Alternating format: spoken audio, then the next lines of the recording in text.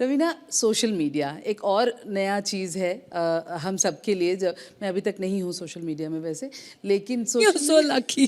I don't want to Lucky. I'm happy that way. तो इसे जैसे ग्लास बॉल है, सबको सब पता होता है जी। तो ये इसे आप इसके फ्लिप साइड है सबके, इसे आप कैसे देखती हैं? I think it's a boon and a bane. Joita, आप भी उस टाइम से हैं जब हम देखते थे कि we were literally at the mercy of editors. 90s में हमारे पास कोई ज़रिया नहीं था हमारी ऑडियंस तक पहुंचने का, on a 1-to-1 basis. And अगर एक हेडलाइन निकल गई जो सबसे बड़ी झूठ भी हो और आपके पास प्रूफ है कि वो करेक्ट नहीं है, लेकिन आपके पास कोई ज़रिया नहीं था वो पब्लिक तक पहुंचाने का, सिर्फ उसी एडिटर के ज़रिए जो अपना मिस्टेक कभी कबूल करने को तैयार नहीं होते थे। बिल्कुल। So we have lived through those times, we were at the mercy of them. And क्या नहीं होता था उस समय, बॉडी शेमिंग, ह्यूमिलिएशन, इतना तक so many people tried committing suicide, people used to go into a depression.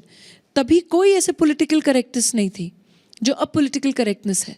और इतना से नहीं था, अगर फीमेल एक्टर्स की बात करूं इतना ज्यादा से नहीं था, से लेकिन अगर था वो ही भी नहीं तो भी आप बात नहीं कर सकते। एग्जैक्टली आदि तो जो उस समय की जो एडिटर्स और जर्नलिस्ट थी वो तो हीरोज के प्यार के चक्कर में थी, तो उनको वो कवर्स देती थी। ये तो अब गुजर चुके हैं इस दौर से। तो अगर फीमेल एक्टर्स ज़्यादा बोल रही हैं तो वो उन पर यकीन नहीं करेंगी, क्योंकि उसने आपको नेक्स्ट कवर प्रॉमिस कर दिया है।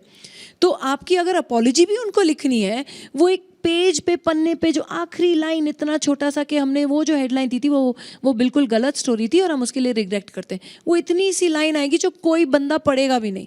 पर उस समय तो हेडलाइंस तो सबके जहन में बैठ गए ना। आप तो बन गई हैं वैम्प, आप एरोगेंट हैं, आप लायर हैं, आप ये हैं वो हैं, कितने नाम दिए हैं। और मैं उस समय भी बोलती थी कि time will tell who's who and what's what, कौन बदलेगा और कौन नहीं।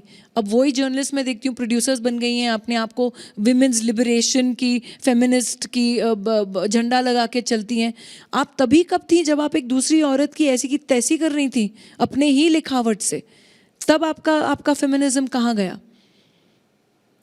Do you understand? So that is the time, and that is why I feel today social media is a boon कि आपके पास सब प्रूफ है, आपके पास एक जरिया है कि आप ऑडियंस को डायरेक्टली आप बोल सकते हो कि ये है भैया प्रूफ, और ये हुआ था और ऐसे हुआ था, वो नहीं जो ये फैलाने की कोशिश कर रहे हैं। बिल्कुल। और आप हमेशा बेबाकी से आपने हमेशा अपनी बात रखी है। Raveena, I still remember driving a Bolero and coming to our sets for an interview. तो मतलब वो बदली तो कुछ भी नहीं है, लेकिन महिंद्रा जीप थी वो, मेरी पहली जीप थी। I remember.